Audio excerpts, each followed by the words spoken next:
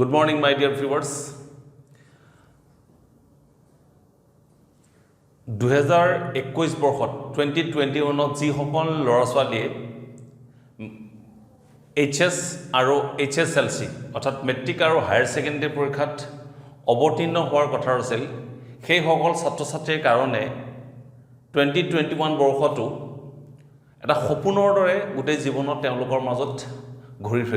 থাকিব। এক কাৰণটো হ'ল এইটোৱেই যে কোভিড-19ৰ কাৰণে পৰীক্ষাক লৈ যিটো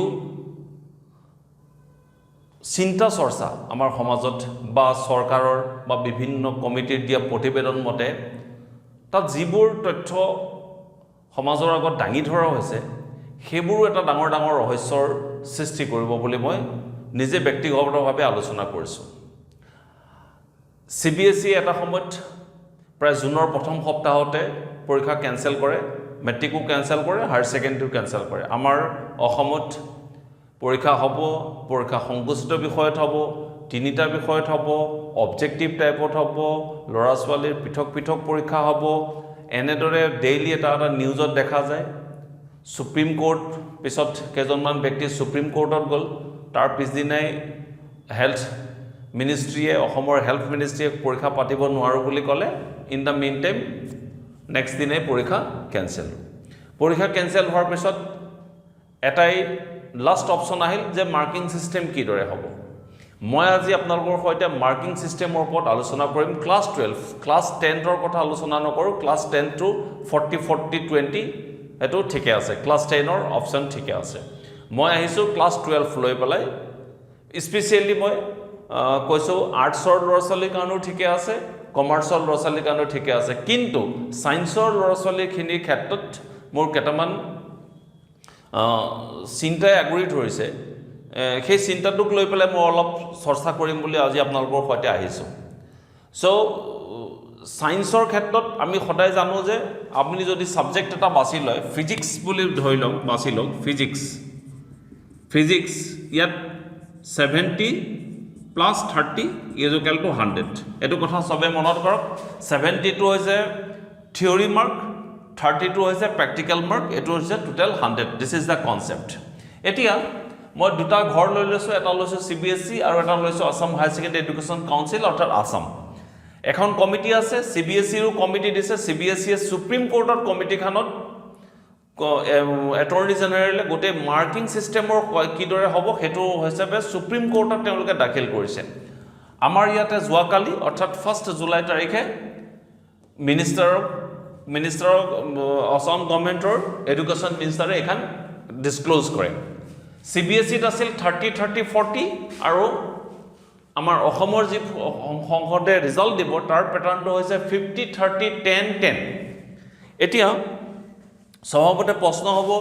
এই যে ইনষ্টিটিউটবিলাক দিছে, পাৰ্চেণ্টেজবোৰ দিছে, কেনেকুৱা ধৰণৰ হ'ব? মই বুজাই দিছোঁ, চাওক। CBSEৰ লগত আমাৰ কাউন্সিলৰ কি ডিফাৰেঞ্চ আহিব আপোনালোকে আগতে এইটো মন কৰিলে চাওক।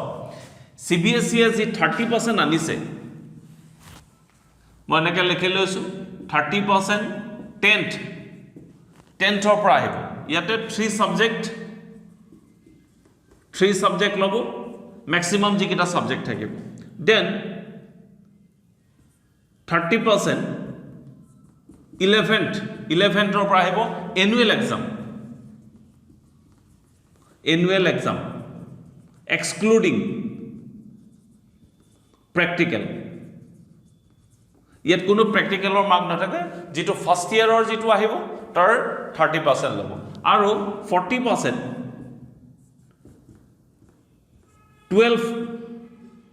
12ৰ যিটো ইয়াৰ আছে সেইটোৰ পৰা আহিব। ইউনিট টেষ্ট, আপোনাৰ প্ৰি বোৰ্ড ল'ব, plus unit test plus home assignment etcetera, এনেকুৱা যিকোনো লৈ পেলাই তাৰে 40% দিব। এতিয়া CBSEৰ যিটো ষ্ট্ৰাকচাৰ হৈছে সেই ষ্ট্ৰাকচাৰত দিছ ইজ ফিক্সড, 30% ফিক্সড মেট্ৰিকৰ পৰা আহিব। বাকী যি 30 আৰু 40 অৰ্থাৎ 70%, এই সম্পূৰ্ণ এই 70%টো স্কুল অব্লিক কলেজৰ টিচাৰৰ ওপৰত বেছ কৰি দিছে। আকৌ সুপ্ৰিম কোৰ্টত এটা সুপ্ৰিম কোৰ্টত জাজে এটা কুৱেশ্যনো কৰিছিলে এই যেতিয়া এছেছমেণ্ট ষ্ট্ৰাকচাৰটো সুপ্ৰিম কোৰ্টত দাখিল কৰিছিল যে তেতিয়া সুপ্ৰিম কোৰ্টৰ এজন জাজে সুধিছিলে যে আপোনালোকে যে এনেকুৱা ধৰণৰ দিছে 40% যে 12ত দিছে ইয়াত যে বহুত স্কুল আছে যি নেকি লকডাউনৰ কাৰণে পৰীক্ষা পাতিব পৰা নাই কিছুমানে পৰীক্ষা দিয়া নাই তেতিয়া সেইবোৰ ষ্টুডেণ্টৰ কাৰণে কি হ'ব তেতিয়া সুপ্ৰিম কোৰ্টত আমাৰ ইণ্ডিয়ান গভৰ্ণমেণ্টৰ যি এডভোকেট জেনেৰেল আছিলে এজিএ জেনেৰেলে এটৰ্নি জেনেৰেলে কৈছিলে যে সেই 40%টো সম্পূৰ্ণ স্কুলৰ শিক্ষকৰ ওপৰত ডিপেণ্ড কৰিব যে কোনো পৰীক্ষা নিদিলেও স্কুলৰ শিক্ষকে সেইটো ডিচিশ্যন ল'ব তেওঁ পাছ ৰেকৰ্ডৰ ওপৰত বেছ কৰি এটেণ্ডেঞ্চৰ ওপৰত বেছ কৰি পেলাই সেইটো তেওঁলোকে মাৰ্ক দিব পাৰিব এইটো হৈছে CBSE ষ্ট্ৰাকচাৰ তাৰমানে ভাবি চাওক 30% ফিজ বাকি যি 30 আৰু 40 আছে সেই গোটেই বস্তুটো স্কুল বা কলেজৰ ওপৰত এৰি দিছে কিন্তু আমাৰ ইয়াতে চাওক আমাৰ ইয়াত যেটো দিছে 50% টো দিছে আমাৰ ইয়াতে পাৰ্চেন্টেজৰ ষ্ট্ৰাকচাৰটো হৈছে এনেকুৱা 50% 30% 10% 10% এই কিটা মডেল দিছে এই মডেল কেইটাত 50% টো ফিক্সড হৈ গৈছে 50% টো কোৰ পৰা আহিব SSLC পৰীক্ষাৰ পৰা আহিব বাকি এই 30% টো মই যি ৰিপৰ্ট পঢ়িছো সেই ৰিপৰ্টত লেখা আছে মই পঢ়ি দিছো লাগিলে ৰিপৰ্টটো আপোনালোকক কাউন্সিলে যেটো ৰিপৰ্ট দিছে ইয়াতে 30% marks be calculated from the marks obtained by the institution on the basis of the practical exercise conducted by the institutions বুলি লেখা আছে যেহেতু এতিয়া আমাৰ এটা পৰীক্ষা প্ৰ্যাকটিক্যাল পৰীক্ষা হৈ গল আশা কৰিছো মই সেই প্ৰ্যাকটিক্যাল পৰীক্ষাৰ পৰাই লব এতিয়া যেহেতু প্ৰ্যাকটিক্যাল পৰীক্ষা কলেজত কোট হৈছে কোট নাই হেতু ওপৰত বেছ নকৰে কাৰণ এটো আমাৰ অলৰেডি 30% আমি জমা দি থৈছো তাৰ মানে এটো প্ৰ্যাকটিক্যাল পৰীক্ষাৰ পৰা লৈছে প্ৰ্যাকটিক্যাল পৰীক্ষাৰ পৰা 30% এই 10% টো কলেজ অবলিক স্কুল দিছে আৰু এই 10% টো আকৌ লৈ গৈছে কাউন্সিলে এতিয়া অসমৰ ক্ষেত্ৰত ডিফাৰেন্সটো চাওক CBSE 30 into 40 কমপ্লিটলি স্কুলৰ ওপৰত এৰি দিছে স্কুল বা কলেজৰ ওপৰত এৰি দিছে কিন্তু আমাৰ কলেজ বা স্কুলৰ ওপৰত অসমত কি কৈছে অনলি 10% টো থাকিব বাকি প্ৰ্যাকটিক্যাল হৈ গল এটো fix SSLC no one can change it বাকি 10% টো কাউন্সিলে লৈ গল এই কমিটিখনে যেটো প্ৰতিবেদন দিছে সেই প্ৰতিবেদনটোৰ পৰা মই এনেকুৱা লাগিছে যে সায়েন্সৰ বেস্ট ল'ৰা ছোৱালীখিনিৰ কাৰণে মোৰ মনে হৈছে যেন পৰীক্ষাত মাৰ্ক কেনেকৈ কমাই দিব পাৰি পৰীক্ষাত বাহাটো দূৰৈ কথাই মাৰ্ক কিন্তু কেনেকৈ মাৰ্কটো কমিব হেতু ওপৰত বেছি চিন্তা চৰ্চা কৰাৰ নিচিনা মোৰ ব্যক্তিগতভাৱে ফিল হৈছে কাৰণ মই যি ক্যালকুলেশনস কৰিছো ক্যালকুলেশনস কৰি এটা কথা বুজিছো যে হাই স্কুল শিক্ষান্ত পৰীক্ষাত যদি 80% আপ পাইছে কোনোবাই তাৰ কাৰণে অলপ কিছু পাৰ্চেন্টেজ বাঢ়িব জেনাৰেলি কেতিয়াবা কি হয় বেসিক্যালি 61 62 63 55 50% ৰ ওপৰ ল'ৰা ছোৱালী সায়েন্স পঢ়ে কিন্তু যি সকল ল'ৰা ছোৱালীয়ে মেট্ৰিকত কম পাৰ্চেন্টেজ লৈ সায়েন্সত পঢ়িছে সেই সকলৰ মাৰ্ক কিমান বৃদ্ধি হ'ব হেতু বৰ সন্দেহৰ আৱৰ্তত থাকি যাব এটো কথা আৰু এইখিনিতে এটা মন কৰক CBSE স্কুল কলেজৰ শিক্ষকৰ ইন্টিগ্ৰিটিৰ ওপৰত কোনো ধৰণৰ প্ৰশ্ন চিহ্ন লগোৱা নাই সম্পূৰ্ণৰূপে স্কুল কলেজৰ ওপৰত এৰি দিছে কিন্তু যি আসাম গভৰ্ণমেণ্টৰ যি প্ৰতিবেদন সেই প্ৰতিবেদনৰ মতে অনলি 10% ডিফাৰেন্সটো ভাবি চাওক ইপিনে 70 আৰু ইপিনে 10 তাৰ মানে আমাৰ অসমৰ শিক্ষকসকলৰ ইন্টিগ্ৰিটিৰ ওপৰত বিশ্বাস নাই নেকি বাৰু এনেকুৱাটো আপুনি ভাবিব পাৰে সো ইটো এটা কথা হ'ল নেক্সট আৰু ডিফাৰেন্স চাওক ইয়াতে 11 কোৰ্স 30% আনিছে CBSE আমাৰ ইয়াত 11 কোৰ্স দেখিছে নে আপুনি নাই কোনো ধৰণৰ 11 ওপৰত বেছ কৰি পেলাই হোৱা নাই তাৰোপৰি 40% যি 12ত দিছে হেতু pre board unit test home assignment attendance এবোৰ সব আছে তাৰ মানে আমাৰ ইয়াতে এক্সক্লুডিং প্ৰ্যাকটিক্যাল মোৰ থাকিব ইয়াৰ যি 40% দিছে ইয়াত প্ৰ্যাকটিক্যালৰ কোনো কাম নাই প্ৰ্যাকটিক্যাল মাৰ্কটো বেলেগে সম্পূৰ্ণৰূপে থিওৰি পৰীক্ষাৰ ওপৰত বেছ কৰিছে আমাৰ ইয়াত থিওৰি বোলা কোনো শব্দই নাই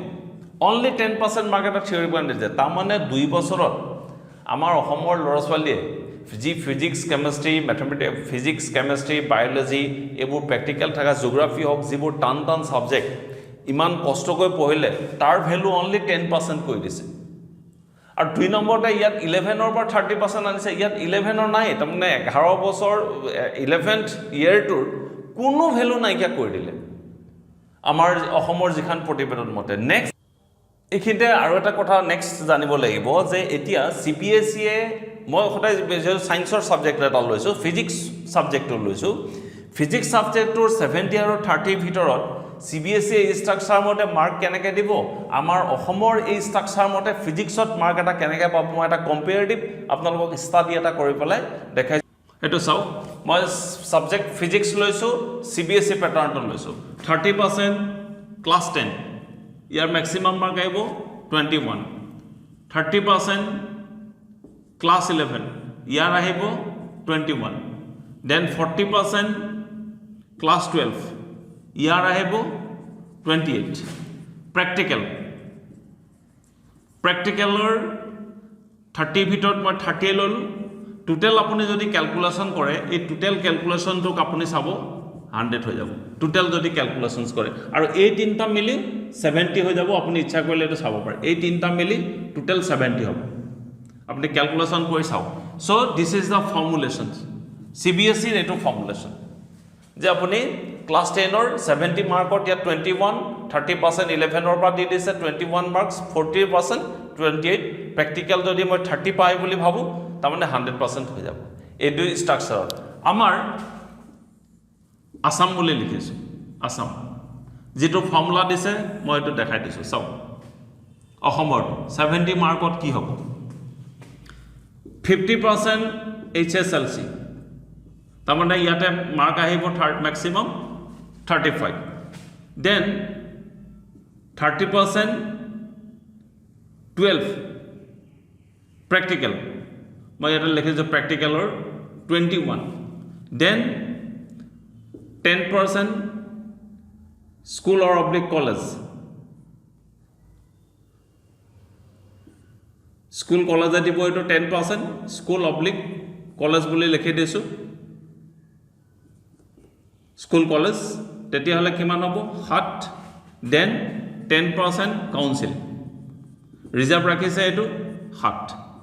then practical 30 আপুনি এটা ক্যালকুলেশন কৰি চাওক টোটাল চাব 100 হৈ যাব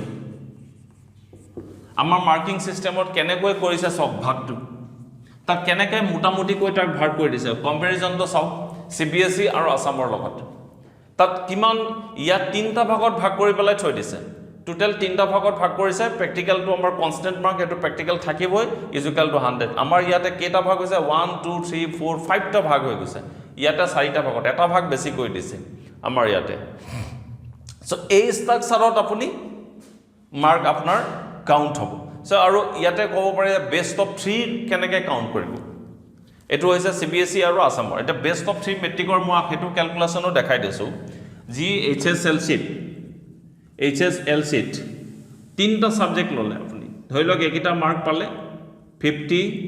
70 80 80 80 60 একিটা মাৰ্ক HSLC এজন ষ্টুডেন্টে পালে আমাৰ ইয়াতে 30% দিছে তো 50% দিছে আমাৰ ইয়াতে আৰু CBSE দিছে 30% ক্লাস 10 ৰ পৰা ইয়াতে ক্লাস 10 লিখি দিও আৰু ইজি হ'ব বুজি পৰলে